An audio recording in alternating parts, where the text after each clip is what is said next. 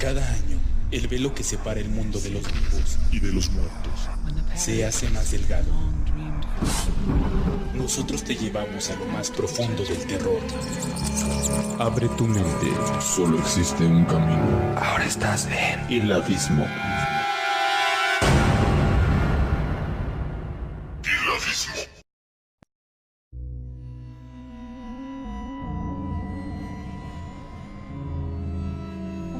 El cuento de terror, también conocido como horror o de miedo, y en ciertos países de Sudamérica, cuento de suspenso, es toda aquella composición literaria breve, generalmente de corte fantástico, cuyo principal objetivo parece ser provocar el escalofrío y la inquietud en el lector.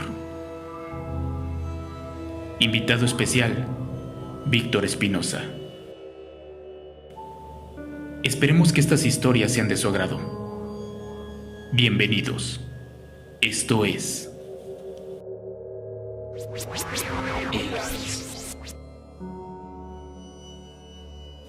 Me desperté en mitad de una oscura habitación. Oía con mucha nitidez caer gotas de agua. El clac y clac contra el suelo no paraba. Resonaba dentro de mi cerebro. No podía ver nada y estaba muy desconcertado. Sabía que estaba atado. No podía mover mis muñecas ni tobillos. Estaba en una camilla porque mi piel sentía el frío tacto de las barandillas de metal. De verdad no tenía idea cómo había llegado a aquella oscura habitación. Estuve algunos minutos tratando de enfocar algo, pero solo había una gran masa de aire negro. Mi concentración se alertó. Fue al oír unos pasos cerca. Empecé a sacudirme con fuerza, con la esperanza de que alguien me ayudara. ¡Ayuda! Mi voz sonó desesperada. Aquí al lado, no puedo salir. Pude escuchar lentamente la manilla de la puerta girar. Estaba ansioso por escaparme de la oscura habitación. Sentí su presencia acercarse. Pronto lo logré, apenas pude distinguir. Tenía una bata blanca de doctor hasta sus rodillas, unos lentes que le brillaban. ¿A quién le gritas? Su voz estaba totalmente en calma. Era pausada y pronunciaba cada palabra. Extremadamente bien. Nadie te va a ayudar. Por favor. Solo vamos a hacer unos pequeños experimentos y podrás salir tranquilamente a tu insípida vida. No quiero. Me sacudí fuertemente. La camilla empezó a rodar. Él la tomaba por atrás. Al apenas salir de la oscura habitación, hubo un contraste tan fuerte con las paredes blancas que parecían desinfectadas y demasiado pulcras.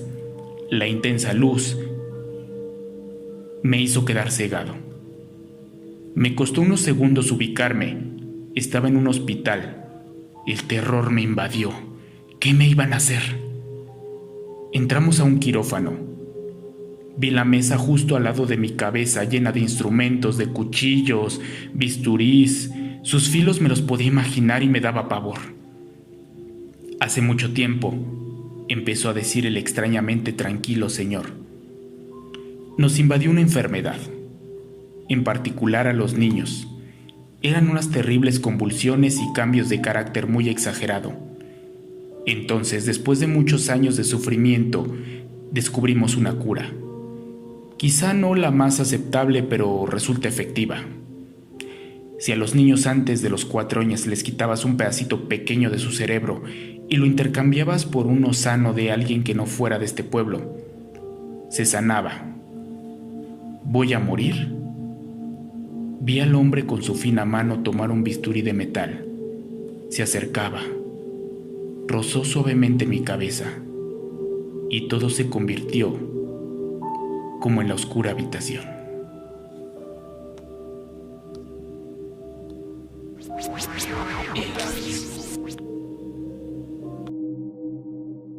Ya no sabía si era de día o de noche, y en realidad no importaba.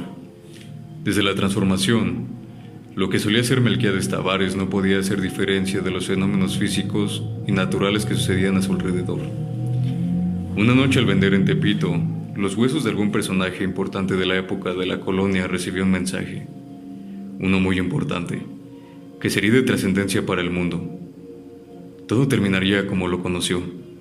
La gente viva se comería a la viva y eso precipitaría el fin de un ciclo, porque llegaría el tiempo de los muertos levantados. A partir de ese momento pasó por un profundo estado de culpa. Varios días se recluyó en su departamento. Luego se fue a la sierra, donde había aprendido tantas habilidades que utilizó para su puro placer personal y no para ayudar, como le habían encomendado. Cuando volvió a la Ciudad de México se puso a recorrerla, a buscar gente que le tenía respeto y que le llamaban padrino. Les advertía según sus distintos entendimientos y habilidades. Vete con tu familia a la sierra, regresa con los tuyos y come únicamente lo que te dé la tierra, porque la comida y la bebida estarán envenenadas. No preguntes, haz lo que te digo.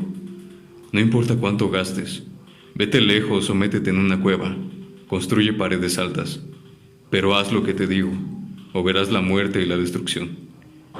Otras veces les decía, un día todo va a florecer, pero te tienes que ganar el cielo, porque has pecado mucho, demasiado, y no lograrás el perdón.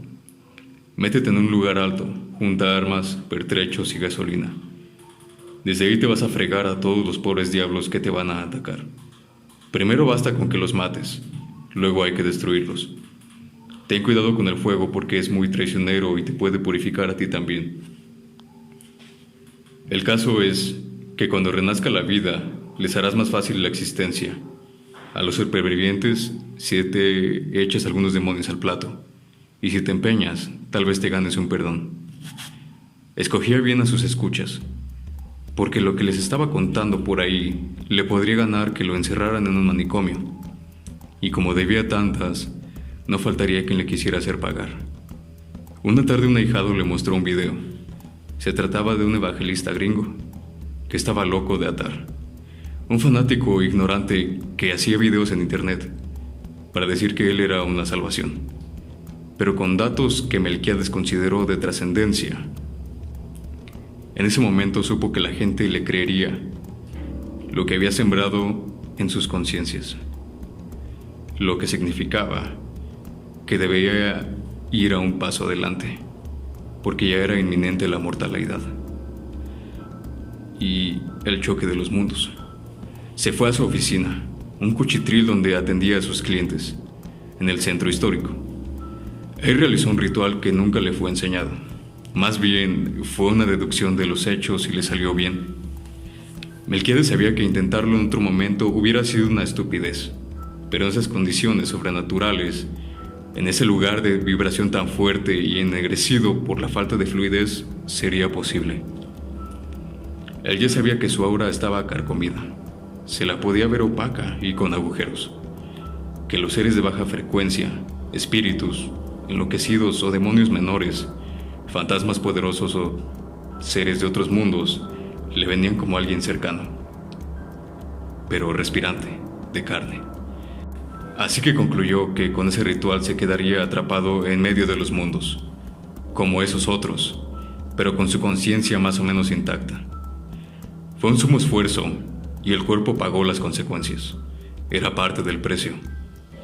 Pero la conciencia de Melquíades Tavares se quedó y en las circunstancias de su momento podía susurrar a los de carne una salida, advertir de una mala situación o infundir coraje en el momento que hiciera falta.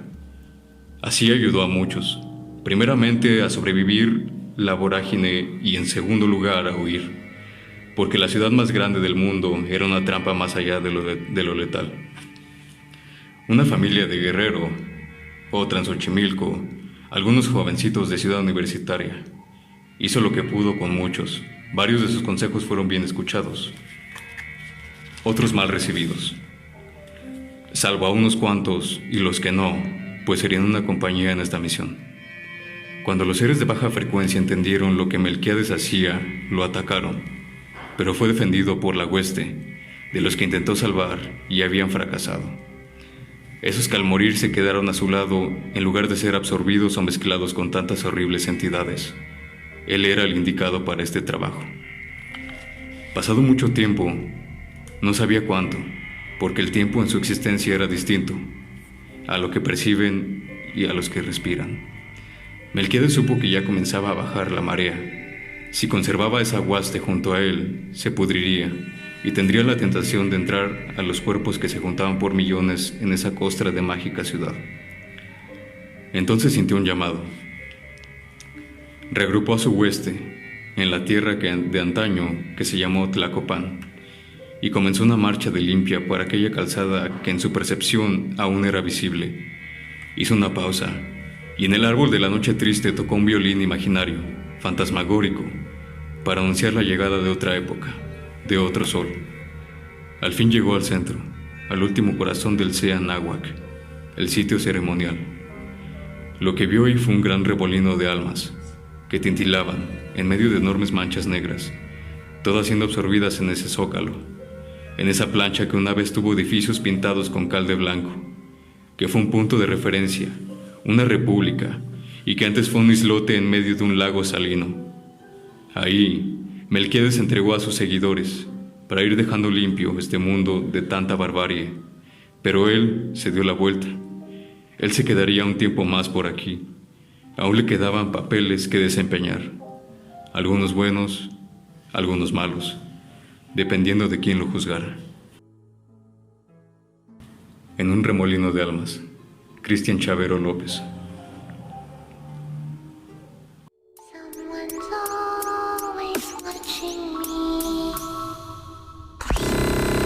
Muy buenas noches, mi nombre es Eric del Aguilar. Estás en El Abismo.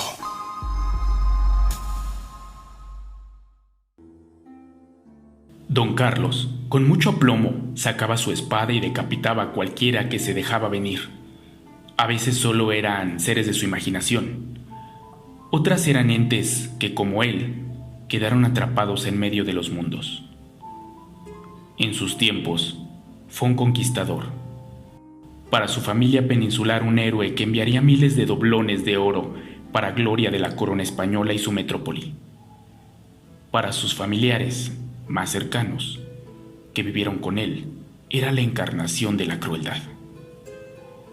Muy severo con su mujer y sus hijos, terrible con los indígenas que le habían encargado evangelizar. A la menor provocación les daba unos azotes por no saber castellano, por no aprenderse rápidamente el evangelio, lo mismo que con sus queridas indias y mestizas a las que embarazaba. Les daba algunas monedas y después humillaba con su desconocimiento un empujón al lodo con todo y bebé. Con su barba rojinegra primero se reía de sus mujeres, de sus hijos, y luego con sus enormes brazos los cacheteaba, los azotaba, los zarandeaba. Sus ojos se enrojecían y su cara blanca se tornaba en una gran bola rosada y peluda. Cuando algún incauto le contestaba en náhuatl, otomí, o quién sabe qué hostia fuera lo que hablaban, y de mala manera, irónica o se reían, don Carlos no dudaba en sacar la espada y ahí mismo ejecutar la ley, la única que se conocía en su hacienda, la del degollamiento. Al hacerse viejo, llegó la corte de Indias y le impusieron un comportamiento más civilizado.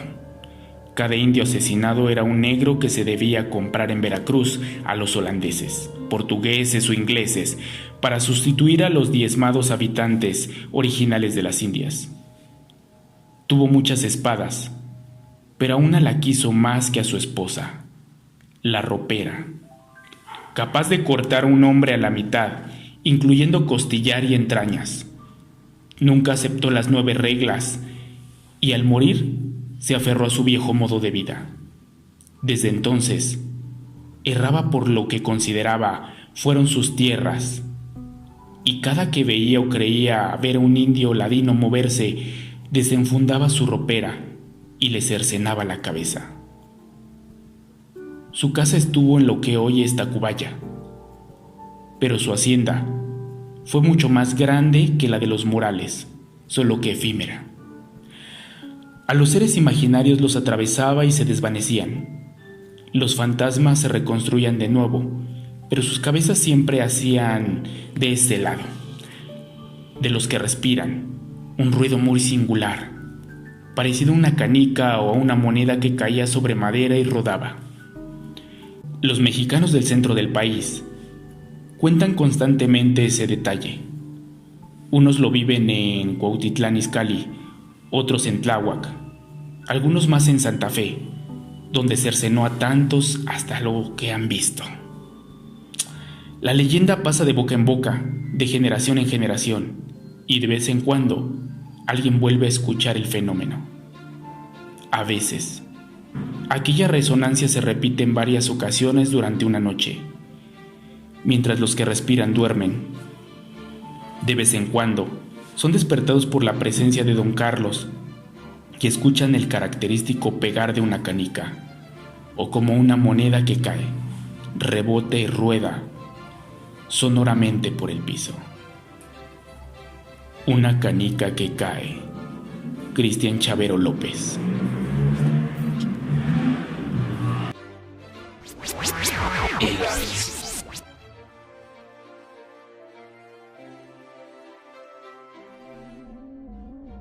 Hemos llegado al final. Agradezco la participación de Víctor Espinosa. Activen la campana. Compartan si les gustó. Algunos de los relatos que escuchamos fueron del libro Temor en la Ciudad de México, Cuentos de Horror y Terror, editorial Sangre y Cenizas. Agradezco a Cristian Chavero por este libro. Hasta la próxima.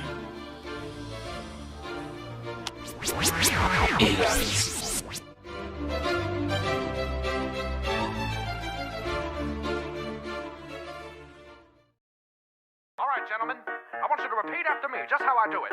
Ready? Your turn.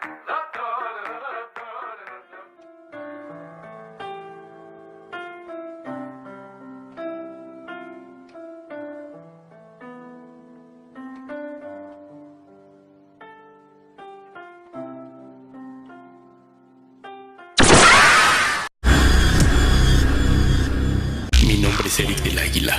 Muy buenas noches. Y recuerda, no mires bajo la cama.